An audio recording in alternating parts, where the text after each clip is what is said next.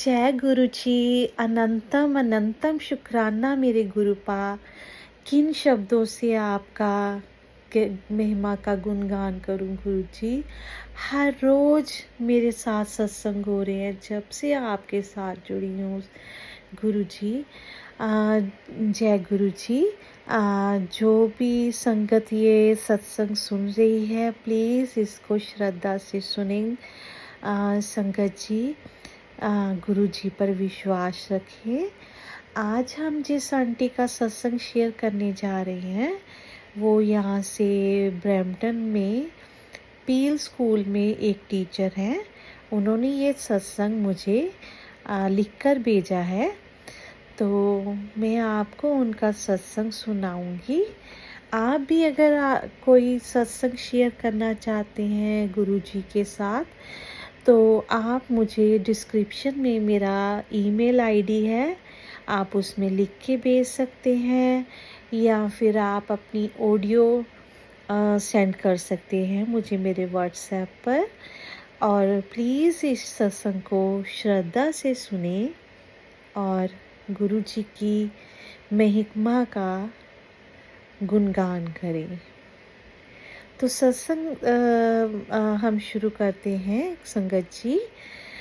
तो आंटी लिखती है कि जब मैं गुरुजी से अभी जुड़ी नहीं थी तो मैं जब फेसबुक पर भी मैं खोलती थी तो मुझे नज़र आता था कि बेटी तू चिंता मत कर, मुझे पता है कि तू अपने पति से परेशान है, वो जो शराब वगैरह पीता है तो उससे बहुत दुखी है, तो एक बार शुक्राना कर दे तो तेरे सारे काम संवर जाएंगे।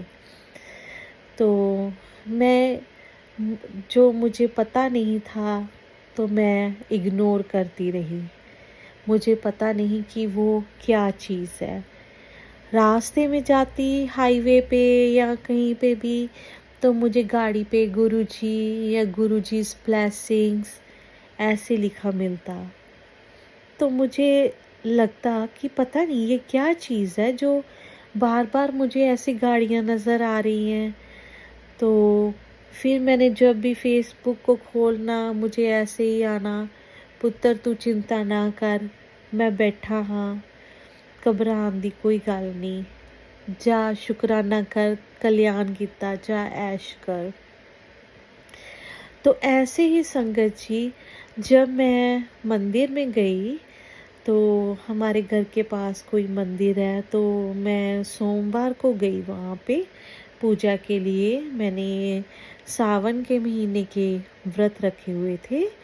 तो संगत जी वहाँ पे जैसे मेरा मन बहुत अशांत था, तो सोचती थी कि घर अभी तक इतने साल हो गए, 20 साल हो गए हमें यहाँ पे आए हुए, अभी तक हमारा घर नहीं बना और पति जो है मेरे उनको कोई है ही नहीं कि मैं काम करूं, बस ऐसे ही बैठे हैं और कहते हैं कि कोई बात नहीं हो जाएगा, ना वो कभी मंदिर आते हैं मेरे साथ।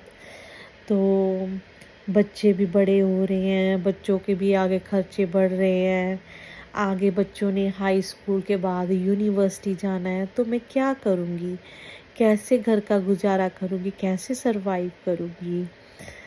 तो ऐसे ही मैं मंदिर से बाहर निकली तो फिर मेरे को जैसे फेसबुक पर एक गुरुजी का फिर मेरे को जैसे संदेश आते हैं, वो मेरे को जैसे वो मैसेज देना चाहते थे।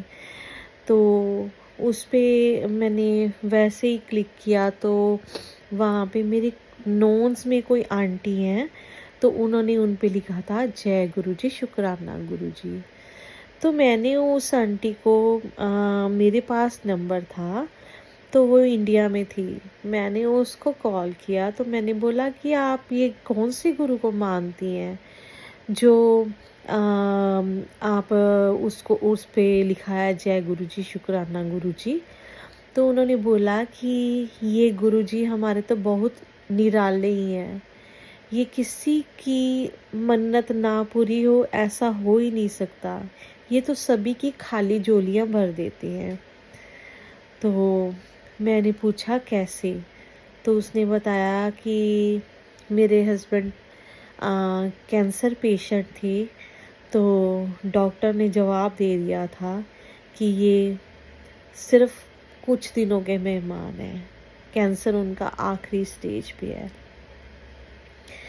तो मेरे को किसी ने बताया कि जालंधर में मंदिर है, तो वहाँ पे जा, तो वहाँ पे अंकल को लेके जा, तो ज़रूर ये ठीक हो जाएंगे। तो हम लोगों ने जाना शुरू किया। वहाँ पे जल मिला। वहाँ पे कहते थे कि यहाँ पे लंगर खाओ तो दवाई, घर जाके खाओ तो मिठाई। तो मैंने वही बात दिमाग में रखी। मैंने अपने अंकल को वहीं पे खाना लंगर खिलाना शुरू कर दिया। तो उससे ही मेरे जैसे मेरे अंकल ठीक होने लगे।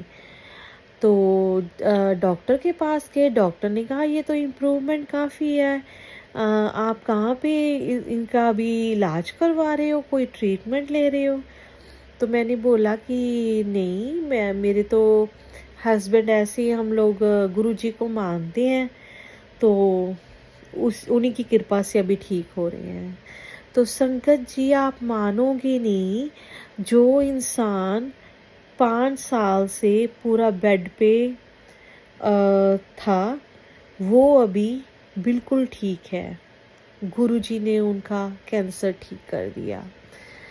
तो जब मैंने उसकी बातें सुनी तो मुझे भी लगा, मैंने कहा कि आज मैं तेरे साथ एक बात शेयर करने जा रही हूँ कि मेरे पति बहुत शराब पीते हैं, जुआ खेलते हैं। मुझे समझ नहीं आ रहा कि मैं क्या करूँ। बच्चे बड़े हो रहे हैं, अभी तक इतनी देर हो गई यहाँ पे कनाडा में आए, हमारा घर भी नहीं है, बेसमेंट में रह रहे हैं किसी की। तो समझ नहीं लगता कि क्या बनेगा। तो आंटी ने बोला कि आप ऐसे करो, यहाँ पे भी संगत काफ़ी है कनाडा से जो जुड़ी हुई है, आप एक बार पता करके देखो। तो अगर तू बोलती है तो मैं स्वरूप गुरुजी का पार्सल कर देती हूँ। तो आंटी ने बोला ठीक है, आप पार्सल कर दो और मैं गूगल पे सर्च करती हूँ कि यहाँ पे कोई है जिनके साथ जो जो संगत सत्संग करवाई, तो मैं वहाँ पे गुरुजी का सत्संग अटेंड कर सकूँ। तो ऐसे ही मेरी आंटी ने मेरे को वो स्वरूप गुरुजी का भेज दिया। और मैंने वैसे गूगल पे भी सर्च करना शुरू किया, तो मेरे को पता चला कि हाँ, यहाँ पे सत्संग होते हैं। तो मैंने धीरे धीरे से शुरू किए सत्संग अटेंड करने।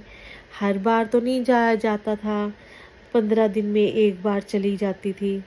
तो उसी के साथ ही जैसे मन को शांति मिलने लगी। हस्बैंड तो वैसे ही शराब पीते जा रहे थे, पर पता नहीं क्या क्या चीज़ थी जो मेरे अंदर नेगेटिविटी को ख़त्म कर रही थी। तो मैंने अपने अंकल को बोला कि मैंने ये गुरुजी का स्वरूप यहाँ पे लगाया है, तो प्लीज़ आप यहाँ पर ही लगा रहने देना। तो अंकल ने कहा ओके, कोई बात नहीं, मैं कौन सा मानता हूँ, जहाँ पे मर्जी रख दे इनको। तो संगत जी, आप मानोगे नहीं कि एक दिन मैं घर पर ही प्रसाद बना रही थी, और मेरे अंकल, जहाँ पे मैंने छोटा सा मंदिर बनाया था, गुरुजी का स्वरूप रखा था, वहाँ पे जाकर बैठ गए। और बैठ के तो पता नहीं 1 घंटा वहाँ बैठे रहे। और जब वो नीचे आए, उनकी आंखें लाल थी। तो मैंने बोला कि क्या हुआ?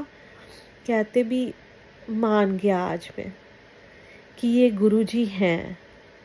मैंने पता नहीं, मैंने कहा था कि अगर आप हो तो मुझे कोई कुछ दिखाओ।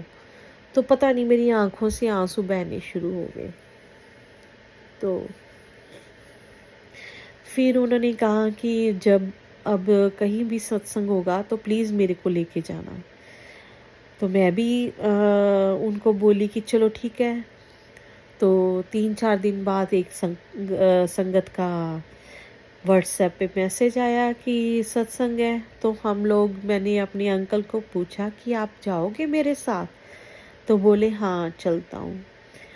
संगत जी, वहाँ से सत्संग से आने के बाद उन्होंने जितनी भी उनकी वो बॉटल्स थी, काफ़ी एक्सपेंसिव थी विस्की वगैरह की, सारी उन्होंने खाली करके रख दी। तो मैं हैरान कि ये अंकल को क्या हो गया है। तो कहते नहीं, आज से बिल्कुल नहीं। मैं कसम नहीं खा रहा, पर मैं अब नहीं पीऊँगा, मैंने नहीं पीना। तो संगत जी, उनको अब 4 साल हो गए हैं ऐसे ही बिना शराब के।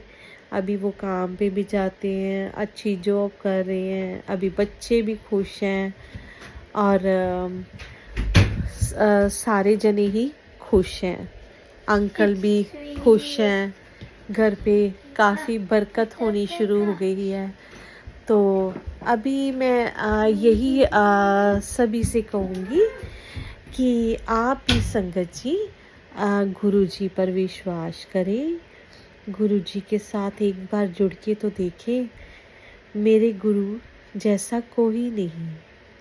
जय गुरु जी, शुक्राना गुरु जी। ऐसे ही अपनी कृपा बरसाते जाएं गुरु जी।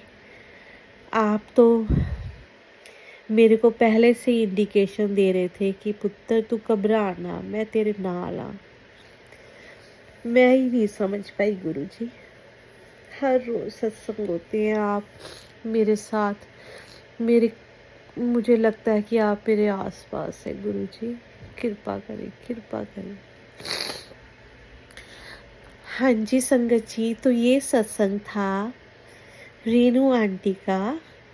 तो अभी हमने सत्संग शेयर किया है, तो आप प्लीज़ अपनी जो फैमिली के मेंबर्स हैं उनको भी सुनाएं, चैनल को सब्सक्राइब करें और पूरी श्रद्धा से सुने। अगर आपको लगता है कि आप अपना सत्संग भेजना चाहते हैं तो प्लीज़ आप मेरे को डिस्क्रिप्शन में मैंने आपको अपना व्हाट्सएप नंबर दिया है और ईमेल आईडी है। आप लिखकर भेजना चाहते हो तो ईमेल कर सकते हैं। अगर आप वैसे अपना ऑडियो भेजना चाहते हैं तो व्हाट्सएप पे कर सकते हैं। तो आप किसी तरह से भी अपना सत्संग भेज सकते हैं। संगत जी, गुरु जी, अगर मेरे से सत्संग करते हुए कोई भूल चूक हुई हो तो मुझे माफ़ करना गुरु जी, मेरे गुरु पाक। अब सत्संग को हम यही में विराम देते हैं और मंत्र जाप करते हैं। ओम नमः शिवाय, शिव जी सदा सहाय। ओम नमः शिवाय, मेरे गुरु जी सदा सहाय। ओम नमः शिवाय, शिव जी सदा सहाय। ओम नमः शिवाय, मेरे गुरु जी सदा सहाय। ओम नमः शिवाय, शिव जी सदा सहाय। ओम नमः शिवाय, मेरे गुरु जी सदा सहाय। ओम नमः शिवाय, शिव जी सदा सहाय। ओम नमः शिवाय, मेरे गुरु जी सदा सहाय। ओम नमः शिवाय, शिव जी सदा सहाय। ओम नमः शिवाय, मेरे गुरु जी सदा सहाय। जय गुरु जी, अनंतम अनंतम शुक्राना मेरे गुरु जी, कृपा बनाई रखें। जय गुरु जी।